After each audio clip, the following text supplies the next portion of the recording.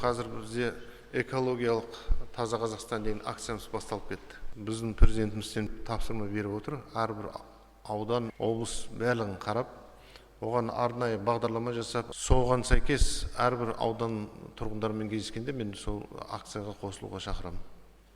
Біз өз ауламызда өзіміздің ауылымызды тазалап отырмасақ, бізде сырттан келіп ешкім тазалап кетпейді.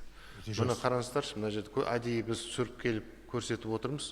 Біз бұндай суреттерді өзіміздің әрбір апта сайын аппаратқа сын айтып отырмыз. Мына жерде сендерде мынандай не мусор жатыр, неге қаралмаған, неге тазаланбаған деп. Бірақ бір әкімнің күшімен біз бұны жолға қоймаймыз. Бұны қоғам болып жұмыла жасау керекпіз. Егер де мына жерге былайынан тастап кетпесе, мысалы үшін мусорларды, бұл жер таза болар еді. Бұны сырттан әкелмейді ғой, басқа мемлекеттің адамдары келіп тастап кетіп отқан жоқ, аспаннан түсіп отқан жоқ. Өзіміздің тұрғындар соны жасап отқан. Соны осы жерде әрбір кездескенде аудан ең белсенділер келеді ғой. Сол себептен осы сәтті пайдалана отырып, сіздерді осы тазалыққа шақырамын.